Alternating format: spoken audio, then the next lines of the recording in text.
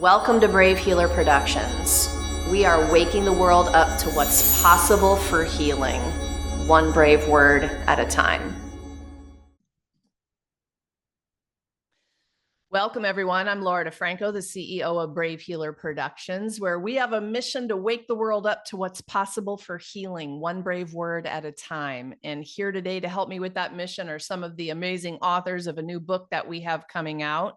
This one is called Holistic Mental Health: Calm, Clear, and in Control for the Rest of Your Life. This is volume 2 in the series. And our lead author, Laura Mazzata, deserves a humongous thank you before I introduce these wonderful women to you today. Laura is the lead author of Holistic Mental Health. And Laura, I am so grateful to you, the big vision and mission you had for this book, the stellar group of expert authors you brought in to help you address this topic that is so important and so needed right now. So I'm just super honored to be here guiding this project with you and these wonderful, amazing authors that I can't wait to share with you. So I have Dr. DeeAnna Merz Nagel with me. She guides practitioners on clinical, psychospiritual, and intuitive learning journeys through online learning and consultation.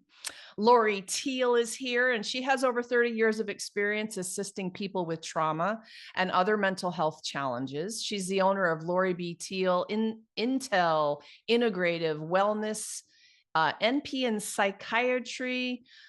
You have a lot of initials. PLLC, where she helps clients turn their pain into power. I love alliteration bios too, you guys, all the P's. Teresa Lacorazza is a holistic arts practitioner and founder of Healing with Teresa, where she helps women free themselves from anxiety due to hardship, illness, and menopause. So get ready, you guys. We're going to start the party with DeeAnna. Tell us about your amazing chapter. Hi, Laura.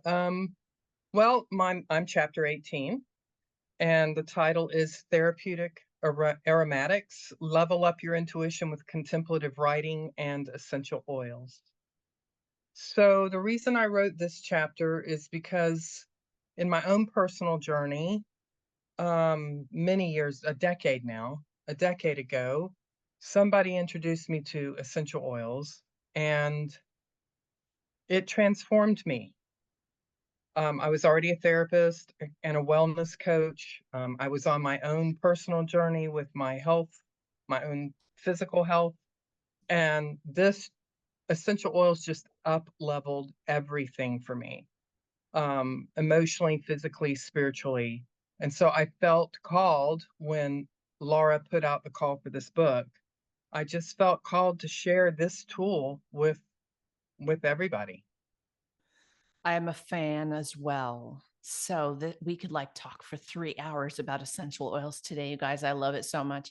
But I have a couple of follow-ups for you here. Like, what was the up level? So give us an idea of why this is so powerful. What did it help you do or feel or be? I think, having been a therapist for years, introducing new somatic processes into therapy is always a good thing, whether it's body work or writing or engaging any of the senses. And so I think for me, one of the pathways for my healing was the olfactory sense. Um, Actually, smelling the aroma opened me up, both on a physical level, like with my respiratory issues, and on emotional levels. I experienced memories, both good and memories I needed to work through. Um, all the pixie stuff, the past life, Akashic, my spirit guides. I smell an oil, it smells like uh, geraniums, and suddenly I'm transported to my grandmother's garden. Just so many ways that the essential oils helped connect the dots. Thank you. And Yeah. yeah, Thanks for if we sharing a little bit about it, because I think some Yeah. people just, I want to share what's possible here, and it's magical. These things are magical. I like to use the M word about essential oils because it feels that way to me too. What else do you want to tell people about this in terms of maybe trying something new? You know, not to sound like a commercial, but if you decide to try essential oils, just please make sure they are pure essential oils, not fragrance.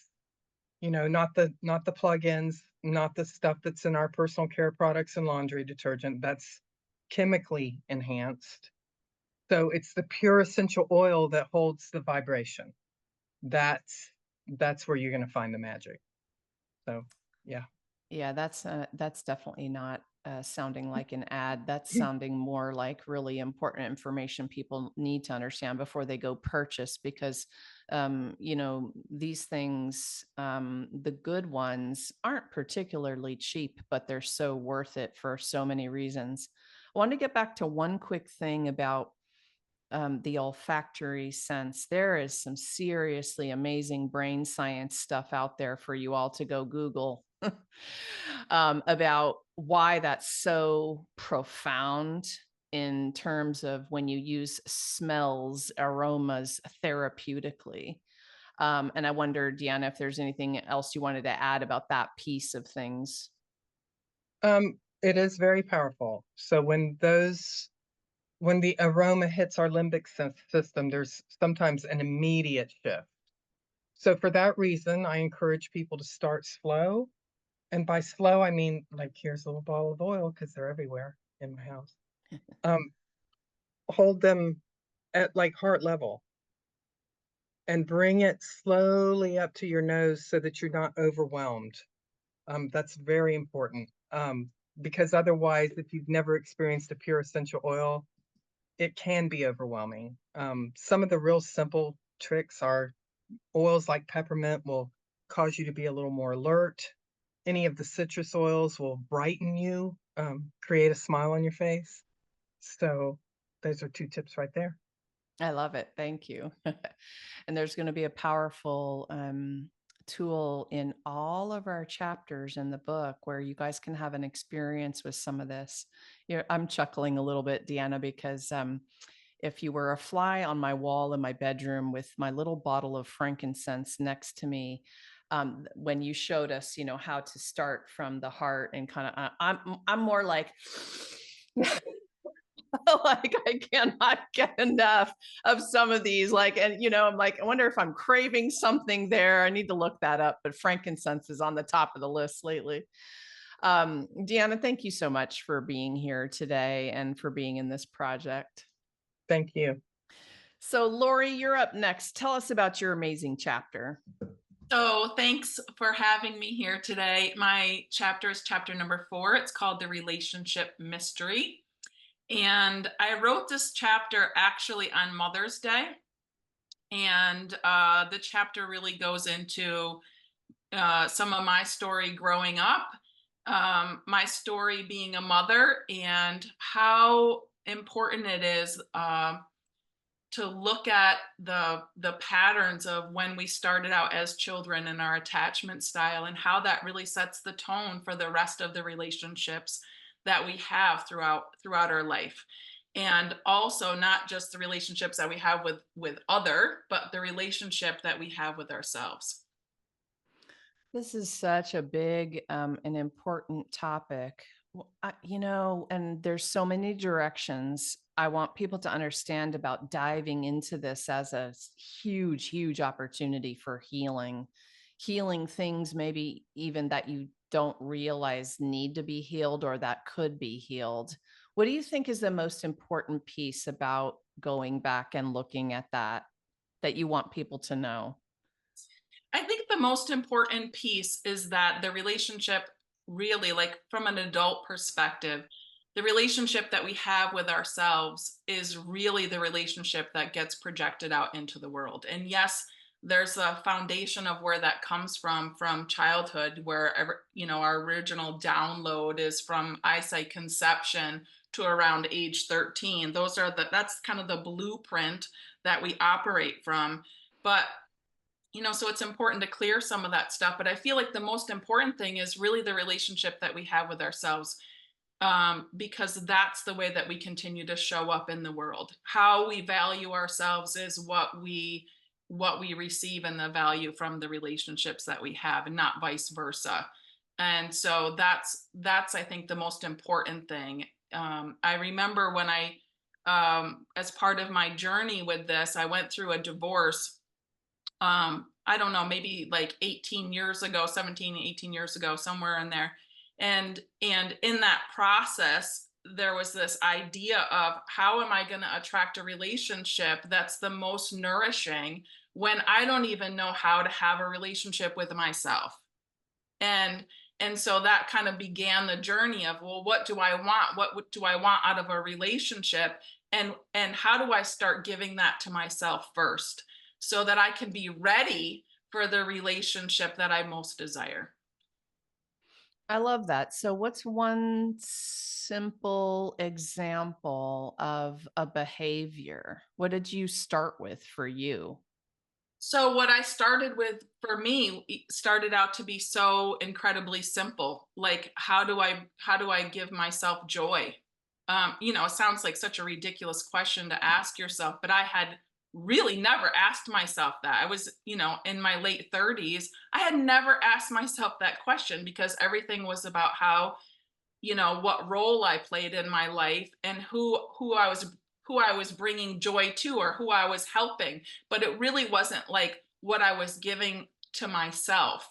And what kind of compassion I was bringing to myself, as a provider. And at that time, as a nurse, everything was about caring for everyone else. I had no clue how to really care for myself, whether that be my spiritual sense, or, what I was choosing to eat if it wasn't for everybody else, like what I wanted to eat. Like, it was like the basic things that I had never even considered. And so I really started with the basics.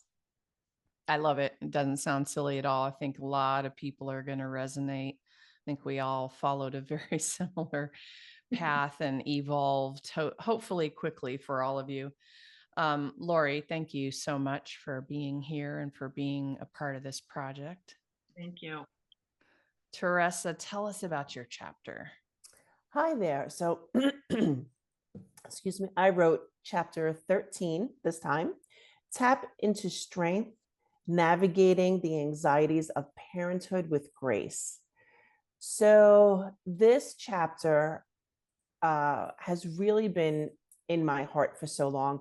I wrote this chapter because I went through such a challenging time after my youngest son was born.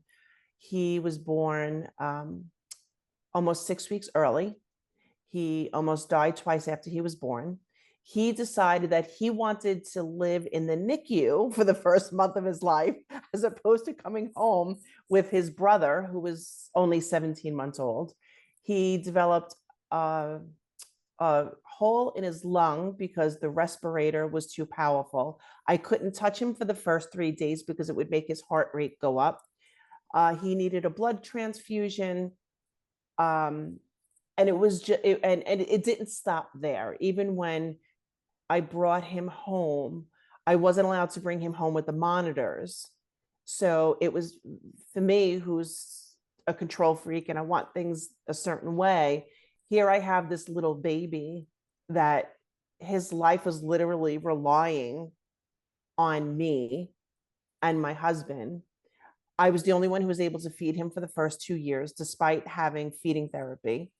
And it was therapy, OT, PT, speech, 5 days a week, special ed 3 days a week. Then he had feeding therapy. It was like a revolving door for the first 3.5 years of his life. So it put me in a very, very dark place. There were days that would just go into the next and I'd still be wearing the same pajamas. And I found EFT, which they also call tapping, and it saved my life. And that's how I and that was really the catalyst to my business. but I found that, and it was in my heart to write about that. So meeting Laura, I was in the first book as well, which was so much fun. And she said to me, girl, this time, this is what you need to write about.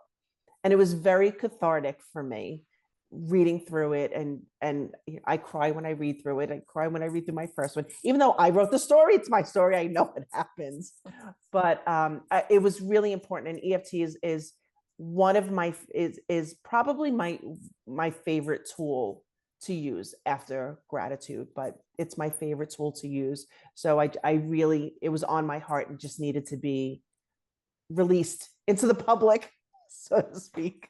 Another really powerful tool that I am a big fan of. I think I want to ask you something similar as I asked DeeAnna about the oils. Like, when you began to use the tool, what was it that changed your life? Can you give us an example of what the tapping shifted for you? 100%. And I talk about this in my book. The very, very first session that I had with the practitioner that I was using, her name is Holly. I remember telling her my story, what was going on. She knew the background because my aunt had gifted me these sessions. And she said, okay, let's tap. And as I'm going through the tapping points, all of a sudden I went, oh. And it was the first time in months that for a split moment, I felt peace in my heart and I wasn't overwhelmed with anxiety. And I couldn't understand at first what happened. Like, what just happened? And she said, it's working. So I was like, well, let's keep doing it. So it was really in that moment. It was such a transformative moment because I lived in fight or flight mode for, I don't even know how long. It was such a scary experience. And, different doctors and specialists, and we were constantly running and going and not sleeping. And just the worry just was so overwhelming to my core. And then all of a sudden my core, it was like a little blip. It was like that blade of grass that comes out, between the concrete. I was like, oh, there's life. I can feel this again. So that's really it. And that's what I talk about because it was so profound in that instant where my shoulders just went back and I sighed just a quick moment. I love it. I love listening to your this example. You can the way that you light up in telling the story is pretty telling itself. It's amazing. And I hope you all you listeners, I hope you're feeling the hope in this, because you're going to have strategies and tools, hopefully many that you've never tried before. And this is it. This is why these experts have come together, not only for their unique voices, the stories they're going to share that are real and raw, like Teressa's and DeeAnna's and Laurie's, but then they're stepping up as the master teachers they are. And they're going to help give you a practical experience with some of these life-changing modalities. You can hear it in that last story specifically. Teresa, thank you so much for being here and being in this project. So let's keep this rolling. Laurie, I'm going to start with you on this next one. Feeling is healing, and feeling is an awareness practice. So sometimes many of us were taught not to feel as the strategy, right? And that is not it, I don't think. So helping people to feel, to guide them to feeling more is part of this for me. What does your practice of awareness look like in your day-to-day? Give us a little peek through that window. Sure. So my awareness on the day to day is definitely about feeling, embodiment, like being fully in my body, accepting exactly what the feeling is without judgment or shame. That was an old story and an old paradigm for me, one that's over with. And so on my day today, it's about, embodying the gratitude of what it is that's happening in my life. It's about amplifying that with a practice. I sing to the sunrise every morning in order to call that level of consciousness and awareness into my life. The other thing is that if I have a feeling that maybe is not so warm and fuzzy and it's sad, I fully embrace that too. And I feel that in my body and bring compassion to that experience so that I can release it from my body. We're often taught that either to have no feelings whatsoever. And what happens then is we stuff that in our nervous system.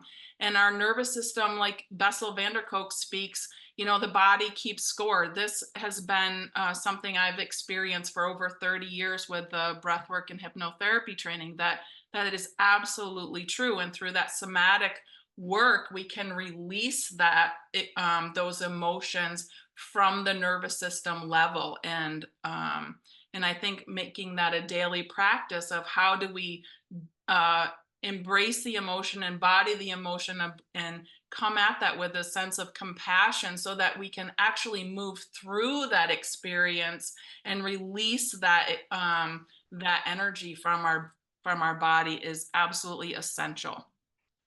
All right, I'm going to play little devil's advocate with you, and I need you to be brief on this answer. And I would imagine all three of you are practicers of body awareness because of the importance of that. But if you had to back up and you had to give our listeners a clue as to how you even know you're out of your body, you got to a particular mastery point where you could catch this quickly and you'd be like, oh, okay, I got to breathe. I got to get back down in here. But what would be one little clue for them? How do you even know you're out?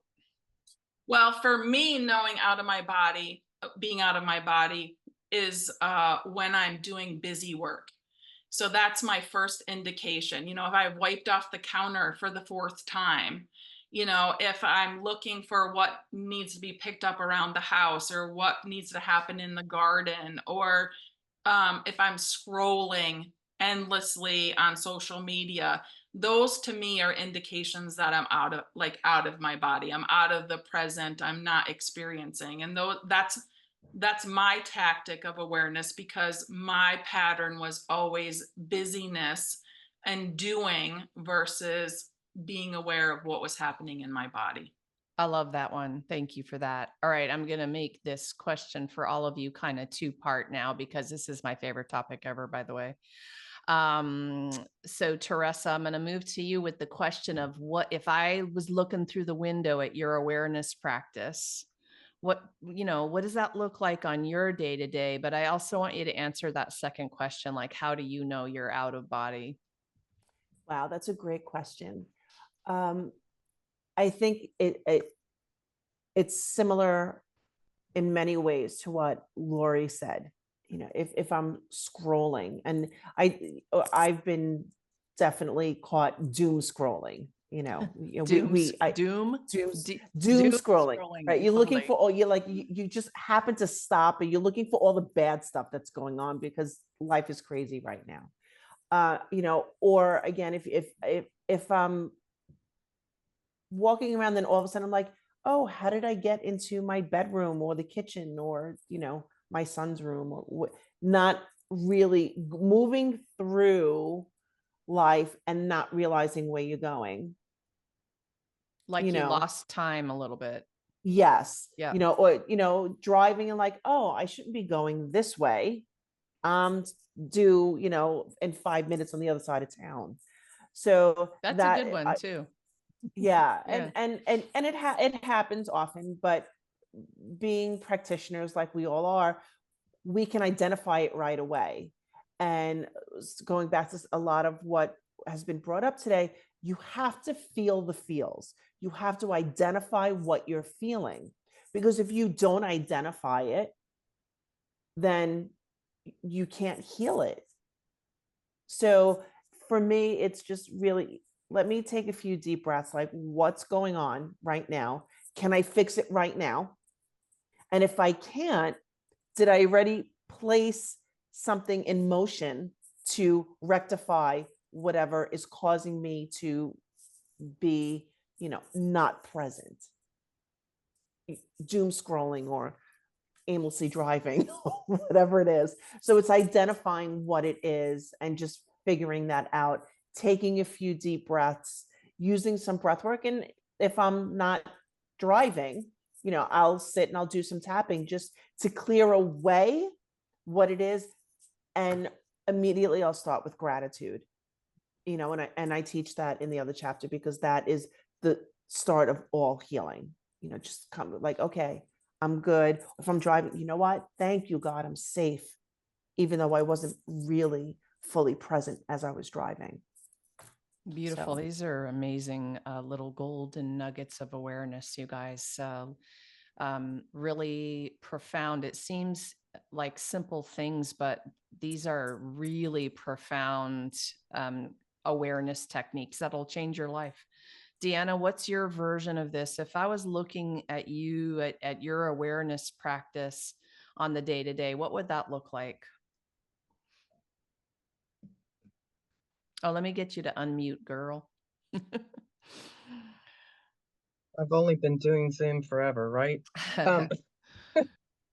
I used to be very regimented about my daily practices, and I've learned, especially during the pandemic, that I needed to be able to flex a little. So I think what's key for me is waking up with intention and then going from there. And that includes for me, of course, a gratitude journal every day. At some point in the day, I want to capture what I'm grateful for that day. I use an Oracle deck. I've used Oracle decks for years. I created my own Oracle deck.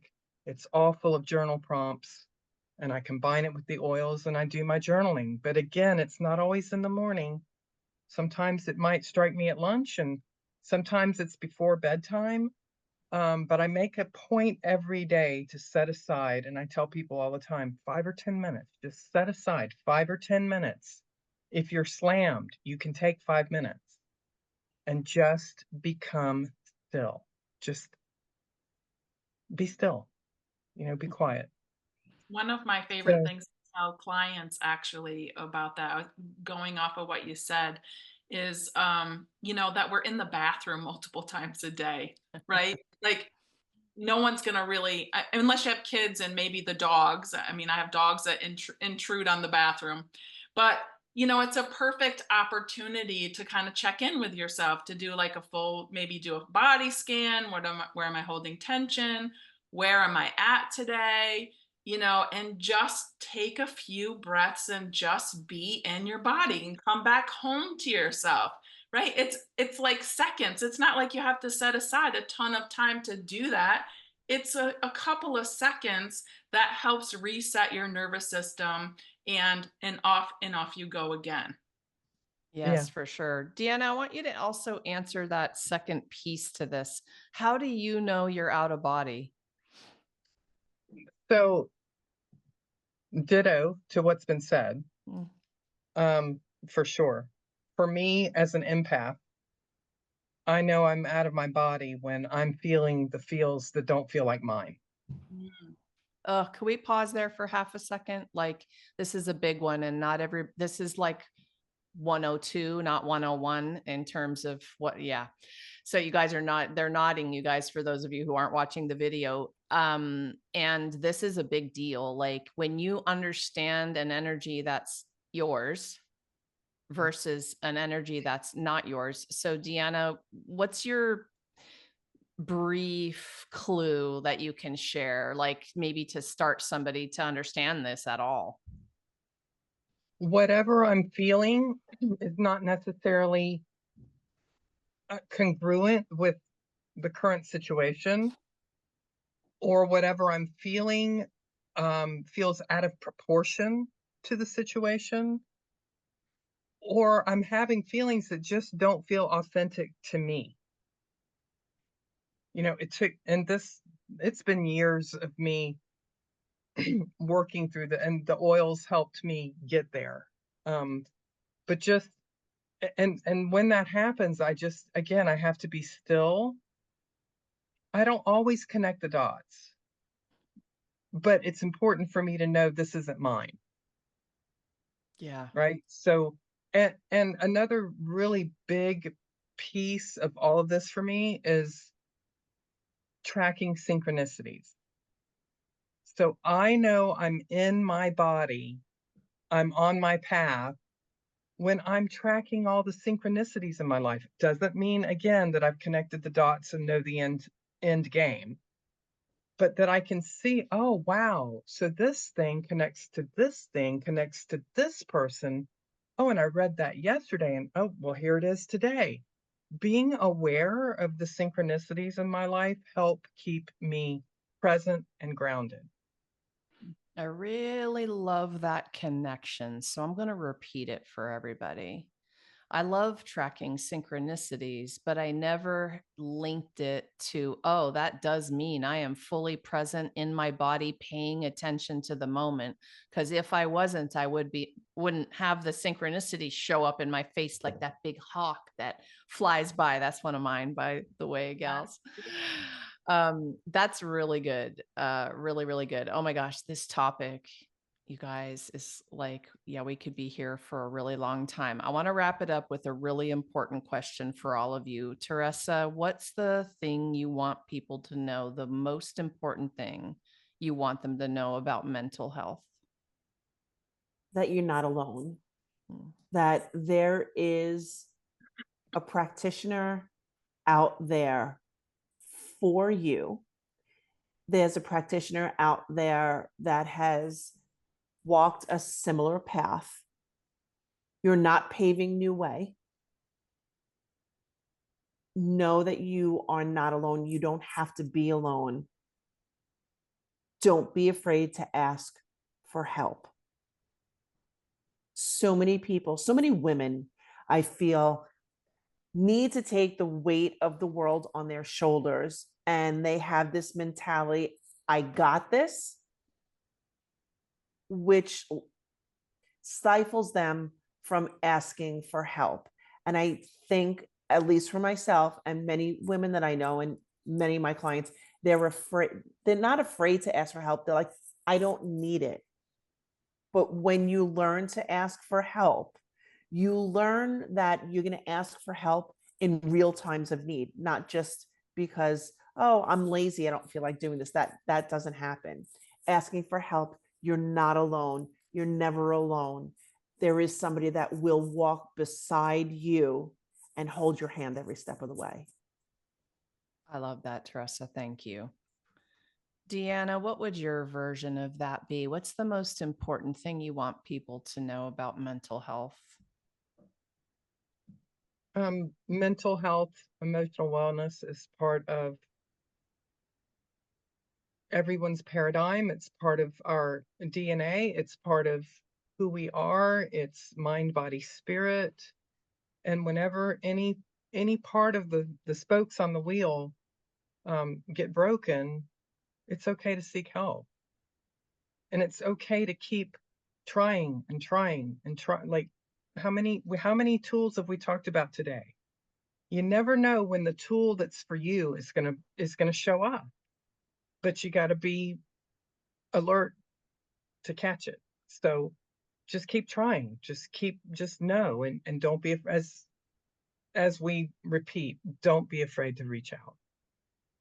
Yeah, thank you for that. Thanks for, and we need the reminders probably daily, sometimes depending on the kind of week we're having, that we're not alone. And also just you're talking about one of the foundational missions I have around here is to give us these toolkits so that if we do have to try for the 10th time, there's actually, we all know here that there's 100 things. So we need to keep on keeping on, try the next thing. And even if you find something that works, it may not work every day.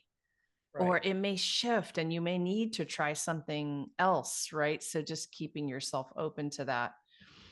All right, Laurie, what's the most important thing you want to add to this about mental health? Yeah, so what I would add to this is that mental health is health, period.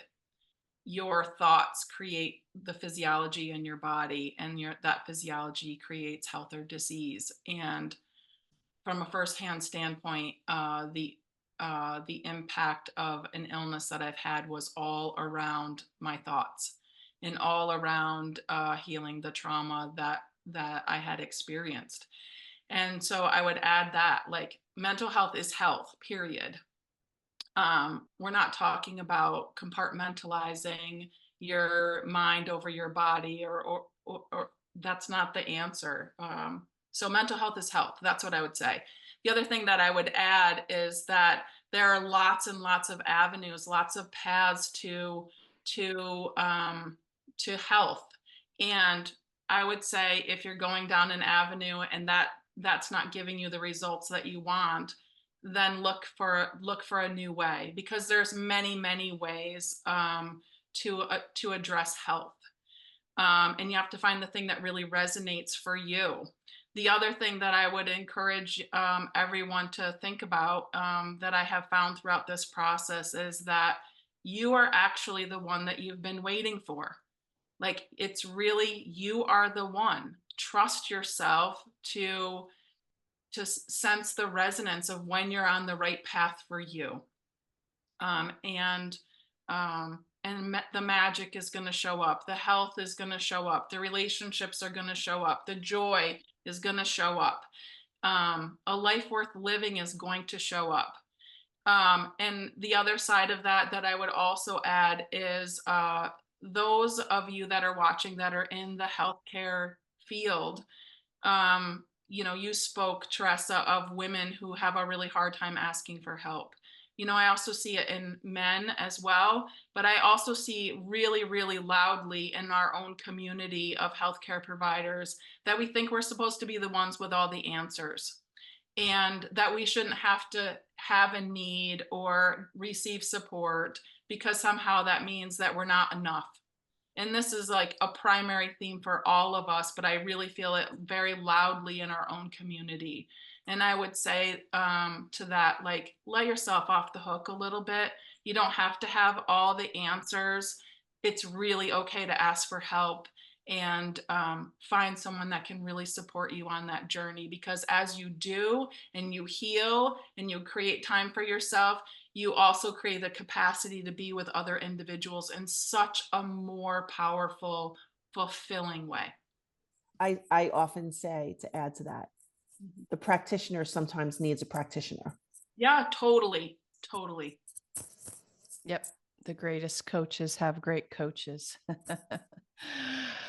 Laurie, Teresa, DeeAnna, thank you so much for what you do in the world. And thank you for being here today to share it with everyone. Thanks, ladies.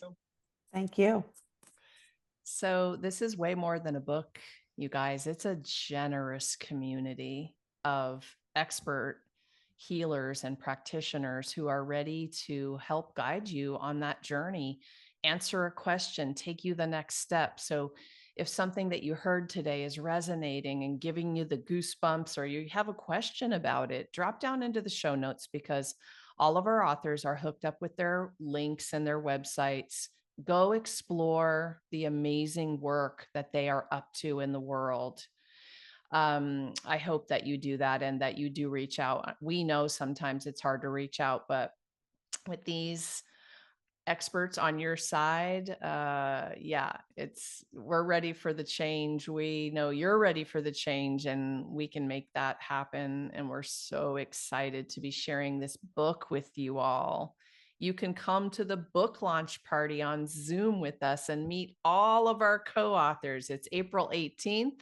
I've got information down below for that. We're going to have some giveaways and some fun stuff that we're up to.